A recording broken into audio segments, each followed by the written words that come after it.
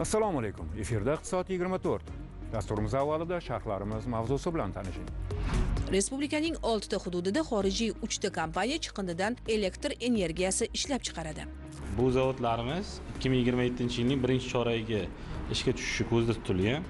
Iqtisodiy tadqiqotlar va islohotlar markazi bank sektorining 2025-yil yakunlari bo'yicha faollik reytingini yangiladi. Hisobot davrida bank tizimida jami jalb qilingan depozitlarning qiymati o'tgan yil mos davriga nisbatan o'sishi tezlashgan. Birlashgan Millatlar Tashkiloti 2026-yilda jahon iqtisodiyotida o'sish sur'atlari keskinlashishini prognoz qilmoqda.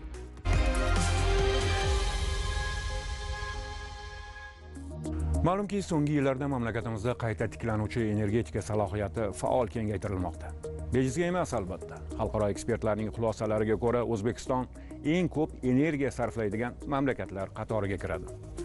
Xususan, respublikamizda binolarning yakuniy energiya iste'molidagi ulushi qariyb 50% ni tashkil etib, 1 kvadrat metrga to'g'ri keladigan energiya sarfi Yevropa mamlakatlariga nisbatan bir necha barobar yuqori.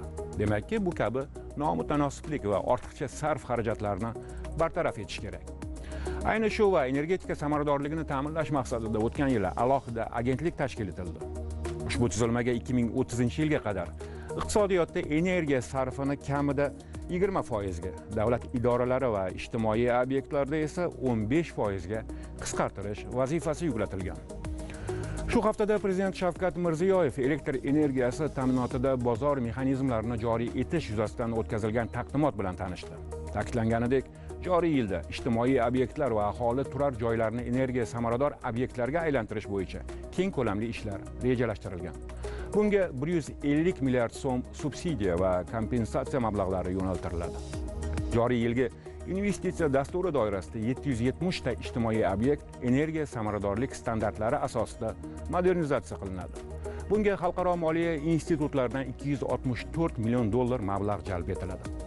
Sanoat sohasida ham energiya tejamkorlikni oshirish borasida 142 ta to'qimachilik majmuasiga quyosh panellari o'rnatiladi. Natijada 722 million kilovatt soat elektr quvvati va korxonalarning 693 milliard so'm mablag'i tejalishi kutilmoqda. Shuningdek, ichimlik suvi ta'minoti tizimida 300 ta nasosni yangilash rejalashtirilgan. Ulgurji bozorni shakllantirish ishlarining borishi to'g'risidagi axborotda keltirilganidek, hozirgi kunda yiliga 10 million kilovatt soatdan ko'p elektr iste'mol qilayotgan korxonalar ro'yxati tuzildi. Ular uchun elektr energiyasini ulgurji bozorda soatbay shakllangan narxlarda to'g'ridan-to'g'ri shartnomalar asosida xarid qilish taklif etildi. Xorijiy tajribadan kelib chiqib, energetika va kommunal sohalar bo'yicha yagona regulyatorni tashkil etish tashabbusi ham ilgari surildi. Prezidentimiz mazkur takliflarni ma'qullab, energiya samaradorligini oshirish, resurslardan oqilona foydalanish va energetika bozorida raqobat muhitini shakllantirish muhimligini ta'kidladi hamda mutasaddilarga tegishli topshiriqlarni berdi. Biz yuqorida sanab o'tilgan muhim yo'nalishlar, bajarilgan ishlar va galdagi rejalar xususida batafsil ma'lumot olish maqsadida studiyaga ekspert taklif qilganmiz. Suhbatdoshim Obidjon Pardayev, Vazirlar Mahkamasi huzuridagi energiya samaradorligi milliy agentligi direktorining birinchi o'rinbosari. Ana shu agentlikning tashkil etilishiga bir qanday omil turtki berdi, nima sababdan va uning maqsad va funksiyalariga to'xtalib o'tsangiz. Iqtisodiyotda yuqori shiddatli rivojlanishi, aholi sonining oshishi, energiya resurslar hajmini samarali yetkazib berish maqsadida bizda ham mamlakatimizda energiya samaradorligi milliy agentligi tashkil topdi. Bu agentlikka milliy maqomini berilishini ham bejizga emas, albatta. Agentligimiz bugungi kunda o'ziga qo'yilgan masalalardan biri sifatida aholi orasida, tadbirkorlik subyektlarida, davlat va ijtimoiy soha muassasalarida energiya resurslaridan samarali foydalanish yo'llarini ishlab chiqyapmiz. Samarali foydalanish bo'yicha qanaqa yangiliklar, qanaqa innovatsion texnologiyalar, qanaqa yondashuvlarni biz amaliyotga joriy qilish bo'yicha ishlarni boshlaganmiz. Jahon bankining xulosasiga ko'ra, O'zbekiston energiya resurslaridan ko'p foydalanadigan mamlakatlar qatoriga kiradi. Oddiy misol qilib aytadigan bo'lsak, bugungi kunda bizning mamlakatimizda binolarga sarflanayotgan energiya resurslar hajmi 1 kvadrat metr uchun 350 kilovatt soatni tashkil qilar ekan. Bu ko'rsatkich Yevropa davlatlari, xususan Avstriyadan, Niderlandiyalardan ko'ra 2,5 barobargacha ziyod ekan. Ularda bu ko'rsatkich 90-95 kilovatt-soat atrofida. Ya'niki mamlakatimizda ishlab chiqarilayotgan energiya resurslarining deyarli 50% ga yaqini ijtimoiy binolarga sarflanar ekan. Biz ijtimoiy binolardagi energiya resurslar sarfini tejash emas, samarali foydalanishimiz hisobiga biz ushbu resurslarni kelajakda sanoatga, iqtisodiyotning boshqa tarmoqlariga yo'naltirish imkoniyatlarimiz paydo bo'ladi. Yaqinda bo'lib o'tgan taqdimotda davlatimiz rahbari tomonidan bir qator topshiriqlar berildi. Jumladan 2030-yilga qadar shu agentlik tomonidan iqtisodiyotdagi energiya sarfini 20% ga, ijtimoiy obyektlardagi energiya sarfini 15% ga kamaytirish topshirig'i berildi. Bu vazifa qanday amalga oshiriladi va qanday samara keltiradi? Bir qator vazirlik idoralari bilan hamkorlikda ishlarni boshlaganmiz. Misol qilib aytadigan bo'lsak, bugungi kunda bizlarda amaldagi shaharsozlik qurilish normalari, qoidalarimiz mavjud. Ushbu qoidalarni takomillashtirishimiz hisobiga qurilishda biz energiya samarador qurilish materiallarini qo'llashimiz hisobiga binoning shu oddiy qilib aytadigan bo'lsak, poydevoridan boshlab energiya resurslarini yo'qotmaydigan qilib bino poydevoriga ta'sir qiladigan zaxlik darajalarini bartaraf qilishdan boshlab devorlari, oyna romlari, tomlarini yangicha yondashuvlar, jahonda qo'llanilayotgan texnologiyalar asosida barpo etishni yo'lga qo'ysak yoki rekonstruksiya, kapital ta'mirlanadigan binolarga bo'lgan talablarni biz energiya samarador yondashuvlar asosida joriy qilsak, shuni o'zida biz hisob kitoblarimizga ko'ra kelgusi 5 yillikda iqtisodiyotimizda energiya sig'imini 20% ga qisqartirish imkoniyatimiz mavjud. Mamlakatimizdagi qurilish normalariga yashillik mezonlarini kiritsak, aholi turmush darajasiga kirib borib samaradorlikka erishish fe'l-atvorini yaratganimizdan keyin bizlarga chetdan kirib keladigan investorlarning ham mamlakatimizga investorlarning qiziqishi ortib, ular bu yerlarda o'zlari loyihalarni amalga oshirishni bildirishyapti. Energiyani tejashdan daromad olish imkoniyati mavjud bo'lgandan keyin ular o'zlarining hisobidan mablag' tikib, binolarda energiya samarador ta'mirlab, o'sha modernizatsiya asosida iqtisod qilinadigan energiya resurslar qiymatini uzoq muddatli davrda qaytarib olish bo'yicha bizlar bilan ishlashmoqchi bo'lishyapti. Taqdimotda aytilgandek, o'sha xalqaro moliya institutlaridan 264 million dollar mablag' jalb etiladi deyilgan. Xuddi shunday. Ushbu yo'nalishda bir qator loyihalarimiz amalga oshyapti. 14 ta hududimizda ta'mirtalab bo'lgan bittadan bog'chamiz, maktab, tibbiyot muassasalarini tanlab olganmiz. Mamlakatimiz bo'ylab bugungi kunda 150 ta ijtimoiy soha muassasalarida jahon standartlari asosida modernizatsiya ishlari amalga oshirilyapti. Taqdimotdagi ma'lumotda keltirilishida 10 million kilovat soatdan ko'p elektr iste'mol qilayotgan korxonalar ro'yxati tuzildi va ular uchun yagona regulyatorni tizimini tashkil etish taklifi ilgari surildi. Shuni bir tushuntirib bersangiz. Jami ishlab chiqilayotgan energiya resurslarining 50% mavjud binolarga sarflanayotgan bo'lsa, bizlardagi mavjud sanoat korxonalarimiz, iqtisodiyotimiz boshqa tarmoqlariga ham energiya resurslar sarfi kam emasligi ma'lum bo'ldi.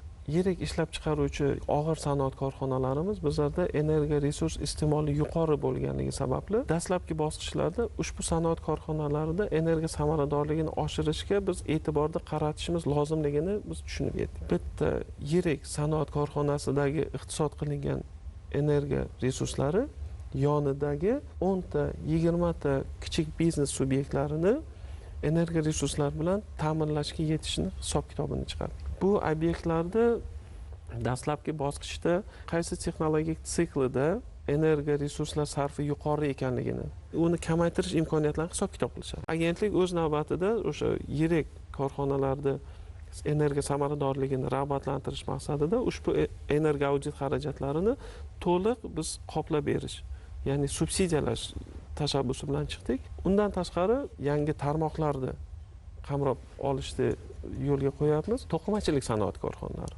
ishlab chiqarilayotgan to'qimachilik mahsulotini tannarxini kamaytirishimiz uchun biz ushbu korxonalarga qayta tiklanuvchi energiya manbalari qurilmalarini joriy qilsak, ishlab chiqarishda energiya resurslar sarfi kamayishi hisobiga mahsulot tannarxi deyarli 10-15%, ayrim korxonalarda 20% ga arzonlashar ekan. O'z navbatida biz agentlik tomonidan ushbu amaliyotni qo'llab-quvvatlash, rag'batlantirish maqsadida to'qimachilik korxonalariga subsidiyalar berish joriy qildik. Ular o'zlarini ehtiyoji uchun quyosh panellarini 20% gacha bo'lgan miqdorini biz qoplab beramiz. Quyosh panellarini, qayta tiklanuvchi energiya manbalarini xarid qilish uchun banklardan olingan kredit resurslarini foizini bir qismini qoplab beramiz. Natijada ushbu yo'nalishdagi korxonalarimizda ishlab chiqargan mahsulotlari jahon bozorida tannarxi tushishi hisobiga raqobatbardoshligi oshadi. Natijada 722 million kilovat soat elektr quvvati va korxonalarning salkam 700 milliard so'm mablag'i tejalishi kutilmoqda. Juda katta ko'rsatkich. Sizga chuqur tahlillaringiz uchun tashakkur. Biz esa dasturimizni davom ettiramiz. Bugungi kunda global iqtisodiyot tendensiyalari kreativ yechim va istiqbolli yondashuvlarni taqozo etyapti. Innovatsion g'oya va tashabbuslar ko'plab davlatlar iqtisodiy taraqqiyotini ta'minlamoqda. Masalan, birgina chiqindilarni qayta ishlash tarmog'ini olaylik. Rivojlangan davlatlarda mazkur sohaga qiymatli resurs sifatida qaraladi. Bu to'g'ri va amalda o'zini ko'p tomonlama oqlagan tajriba. Aks holda biz ham bu boradagi chora-tadbirlarni kuchaytirmaslik, kengaytirmaslik. O'zbekiston 2030 strategiyasida qattiq maishiy chiqindilarni to'plash va olib chiqish xizmatlari bilan qamrab olish darajasini 100% ga, qayta ishlash darajasini 65% ga oshirish ko'zda tutilgan. Gap shundaki, davlatimiz rahbarining 2025-yil mart oyidagi qarori bilan Xitoy kompaniyalari ishtirokida chiqindilardan elektr energiyasi ishlab chiqarish loyihasi amalga oshirilmoqda. Hozircha 6 ta hududda boshlangan harakatlar keyinchalik boshqa viloyatlarni ham qamrab oladi. Jarayonga Xitoyning 3 ta kompaniyasi jalb qilingan. Hamkorlikda qattiq maishiy chiqindilarni yoqish hisobiga elektr energiyasi olish rejalanyapti. Lobar Mirsoatova ilg'or va istiqbolli loyihalar ahamiyati xususida kengroq mushohada yuritadi. Bir qarashda chiqindi ortiqcha, keraksiz narsadek tuyuladi. Ammo zamonaviy dunyo bu qarashni allaqachon o'zgartirib bo'ldi. Bugun sarfdan chiqayotgan ashyolarga iqtisodiyotga qo'shiladigan qiymat, yangi ish o'rinlari va ekologik barqarorlik manbai sifatida qaralmoqda. Rivojlangan davlatlarda plastik, qog'oz, shisha va metall chiqindilari ikkinchi hayotga ega. Ular qayta ishlanib yangi mahsulotga aylanadi. Energiya manbai bo'ladi yoki xom ashyo sifatida sanoatga qaytib kiradi. Bu esa tabiatni asrash bilan birga iqtisodiy samara beradi. Yurtimizda ham 2030-yilgacha chiqindilarni qayta ishlash darajasini 65% ga oshirish ko'zda tutilgan. Bizda ham Xitoy kompaniyalari ishtirokida chiqindilardan elektr energiya ishlab chiqarish loyihasi amalga oshirilmoqda. Respublikamizning 6 ta hududida Toshkent, Andijon, Farg'ona, Namangan, Samarqand va Qashqadaryo viloyatlarida chiqindilarni yoqish orqali elektr energiyasi ishlab chiqarish investitsiya loyihalari amalga oshirilyapti. Qurilishlar jarayonlari jadallik bilan davom ettirilyapti. Hozirgi kunda bu zavodlarimiz 2027-yilning 1-choragiga ishga tushishi ko'zda tutilgan. Bu zavodlar qurilgandan keyin yiliga 3,6 million tonna qattiq maishiy chiqindi yoqilib, undan 1,6 milliard kilovat soat elektr energiya ishlab chiqariladi. Atrof muhitga tashlanadigan issiqxona gazlari, ya'ni zararli tashlanmalarni ham oldini oladi. Xomashyo, vaqt va energiya juda ham tejaladi. 2026-yildagi maqsadlarimiz xuddi shunday zavodlarni respublikaning boshqa hududlarida ham qurilish ishlarini boshlash. Yana bir masala bor. Chiqindilarni to'plash va maxsus obyektlarga joylashtirish va poligonlarni 50% ga qisqartirish vazifasi. Endilikda yo'q qilingan poligonlar o'rnida yashil bog'lar tashkil qilinadi. Bugungi kunga qadar 47 ta poligonimiz faoliyat to'xtatilib, tuproq qatlamini yopib, rekultivatsiya ishlari amalga oshirilgan. Faoliyat to'xtatilgan poligonlarda yashil maydonlar tashkil etish vazifasi belgilab berilgan. Faoliyatdagi poligonlarda yashil belbog'lar tashkil qilish yo'lga qo'yilgan. Chiqindilarni boshqarish va sirkulyar iqtisodiyotni rivojlantirish agentligi ma'lum qilishicha, 2024-yilda qattiq maishiy chiqindilarning 5,2%, 2025-yilda 5,3% qayta ishlangan. 2025-yil holati bo'yicha respublikada 15 million tonna chiqindi hosil bo'ldi. Shundan 792 ming tonnasi qayta ishlandi. Asosan plastmassa, qog'oz, metall chiqindilari qayta ishlanmoqda. Bulardan xo'jalik buyumlari tayyorlanmoqda. Oldimizga 2030-yilgacha qayta ishlash foizini 6% ga yetkazish qo'yilgan. Yana suyuq chiqindini qayta ishlash bo'yicha loyihalar ishlab chiqilmoqda. Shu o'rinda xorij tajribasi haqida. Yevropa mamlakatlarida maishiy chiqindilarni saralash oddiy qoidaga aylangan. Germaniyada har bir xonadon oldida turli rangdagi konteynerlar turishi jamiyat hayotining bir qismi hisoblanadi. Qog'oz, shisha, plastik va organik chiqindilar alohida yig'iladi. Natijada ushbu davlatda rezidual materiallarning qariyb 70% qayta ishlanadi. Yaponiyada esa chiqindi energiya deganidir. Xorij tajribasi shuni isbotlaydiki, maishiy va ishlab chiqarish qoldiqlarini qayta ishlash ekologik muammoni hal qilish bilan birga iqtisodiy imkoniyatlar eshigini ham ochadi. Agar biz uni muammo emas, imkoniyat deb qabul qilsak, shaharlarimiz toza, iqtisodiyotimiz barqaror bo'ladi. Sir emas, har qanday reja yoki loyihaning amaliy ijrosi moliyaviy manbalarga borib taqaladi. Shu nuqtai nazardan banklarning joriy ahvoli, imkoniyatlari va faolligini kuzatib borish juda muhim. Iqtisodiy tadqiqotlar va islohotlar markazi 2025-yilning 4-choragi bo'yicha banklar faolligi reytingini taqdim qildi. Katta banklar reytingida top 6 ta moliya muassasasi o'z o'rnini saqlab qolgan. Kichik banklar ko'rsatkichlarida ham o'zgarishlar bor.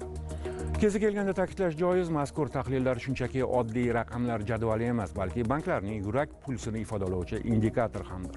Reyting orqali qaysi bank iqtisodiy tendensiyalarga mutanosib ish yuritayotgani yoki qay biri bozor raqobatida ortda qolayotganini aniqlash mumkin. Yana boshqa rakursdan esa moliyaviy quyulmalar, ularning harakati va hisob-kitobi bilan bog'liq jarayonlarning ochiqligi hamda ishonchlilik darajasini ham ko'rsa bo'ladi. Mutaxassislar xulosasi va aniq faktlarga asoslangan navbatdagi sharhimiz shu haqda. Tadqiqot respublikada faoliyat yuritayotgan 35 ta tijorat banklarini qamrab olgan bo'lib, ularning 20 tasi filiallar soni va faoliyat ko'lamiga ko'ra yirik moliya institutlari toifasiga, qolgan 15 tasi esa kichik banklar toifasiga kiritilgan. Indeks 27 turdagi koeffitsiyentlarni guruhlashtirish, solishtirish va reytinglash asosida aniqlanadi. Qo'llanilayotgan yondashuv xalqaro amaliyotga ham to'liq mos keladi. Tahlillarga e'tibor qaratadigan bo'lsak, hisobot davrida bank tizimining jami aktivlari 892,9 trillion so'mni, majburiyatlari esa 759,8 trillion so'mni tashkil etdi. Kredit qo'yilmalari 13% ga oshgan bo'lsa, jalb qilingan depozitlar 31% ni tashkil etdi. Valyuta operatsiyalari ulushining pasayishi milliy valyutaning mustahkamlanayotganidan dalolat beradi. Sof foyda 13,5 trillion so'mga yetdi va bu o'tgan yilning mos davriga nisbatan 57,1% ga ko'p. Hisobot davrida bank tizimida jami jalb qilingan depozitlarning qiymati o'tgan yilning mos davriga nisbatan o'sishi tezlashgan, ko'rsatkich 31% ni tashkil etdi.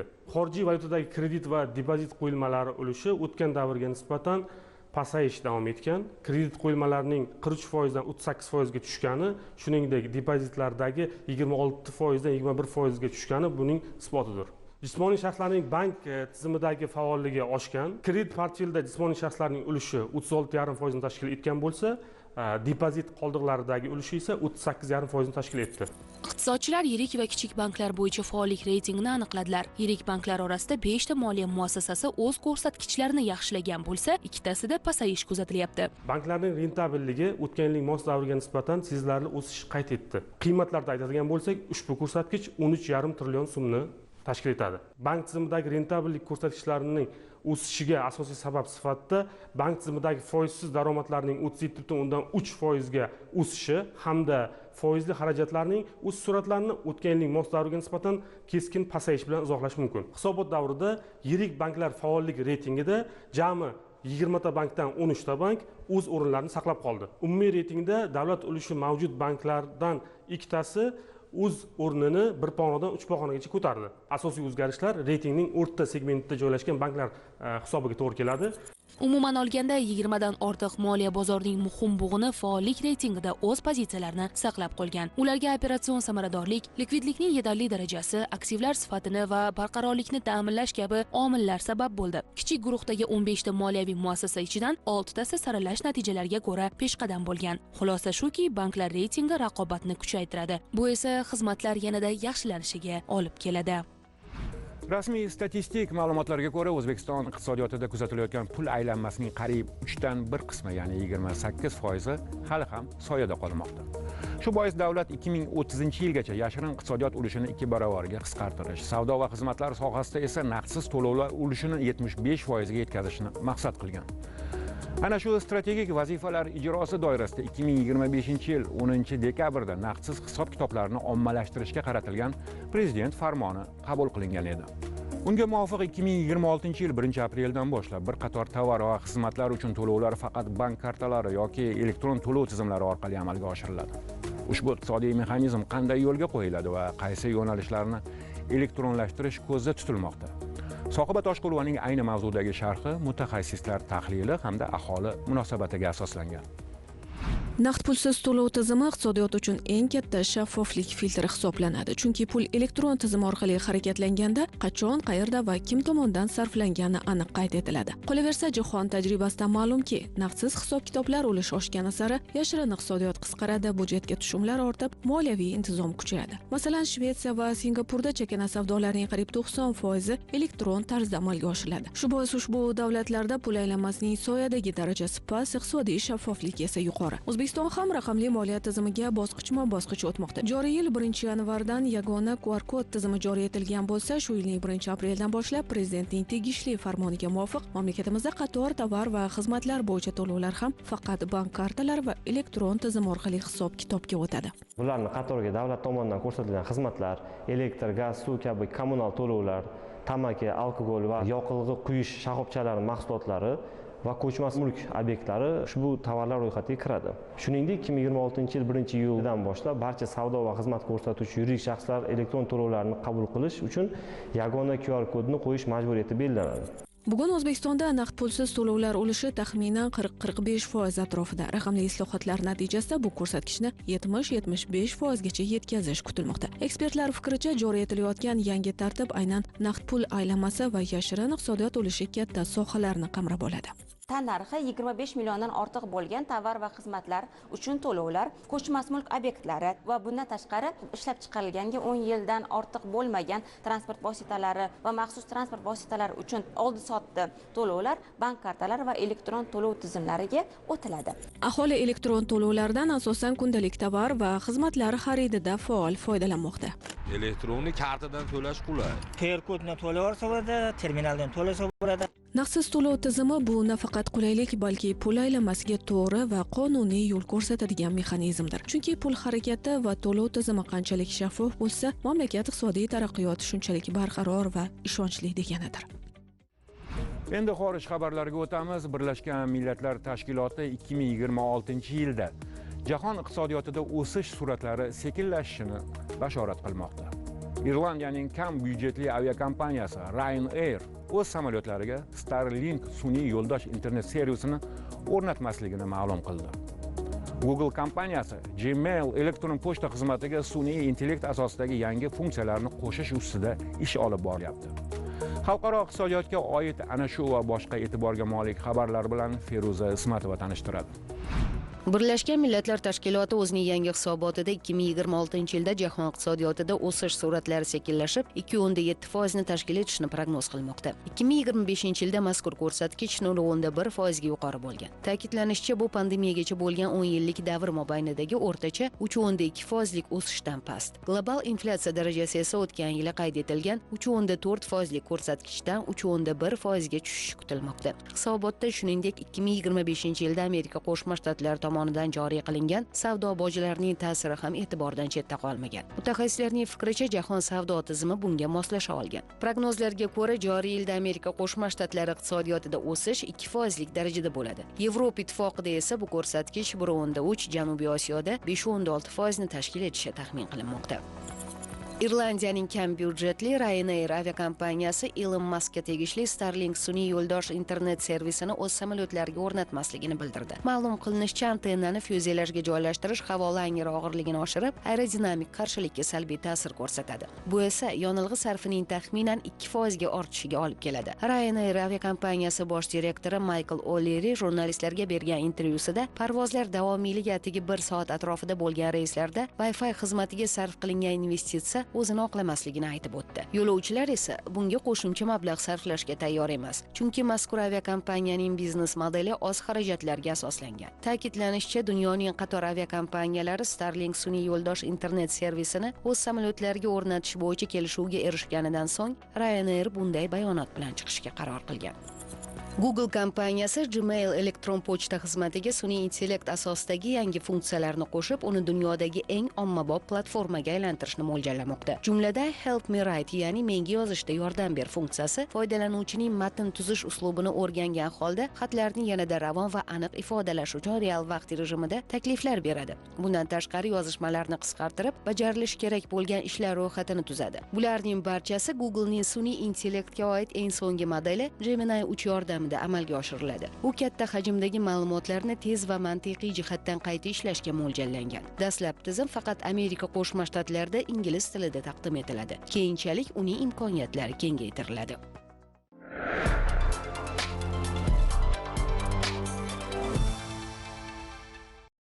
Milliy statistika qo'mitasi ma'lumotlariga ko'ra, 1-yanvar holatiga O'zbekistonda chet el investitsiyalari ishtirokida jami 18164 ta korxonalar faoliyat yuritmoqda. Ulardan 4247 tasi qo'shma va 13917 tasi xorijiy korxonalardir. Chet el investitsiyasi ishtirokidagi korxonalar soni bo'yicha Xitoy 5044 ta, Rossiya 3181 ta, Turkiya 2137 ta, Qozog'iston 1212 ta, Janubiy Koreya 693 ta korxona bilan top 5 davlatlar qatoridan joy olgan. Investitsiyalar sanoat va savdo vazirligi xabar berishicha, 2025-yilda O'zbekistonda sanoat, xizmatlar sohasi va qishloq xo'jaligida jami 9868 ta investitsiya loyihalari amalga oshirilgan. Ularning umumiy qiymati 12.6 milliard dollarni tashkil etib, ko'rsatkich 2024-yilga nisbatan 41% dan ortiqqa o'sgan. Bugungi tahlillarimizga asos bo'lgan mavzular ana shulardan iborat edi. Yangi haftada ham ishingiz baroridan kelishini va mazmunli o'tishini tilab ko'rsatuvimizga yakun yasaymiz. Keyingi yakshanbada yana efir orqali ko'rishguncha xayr, omon bo'ling.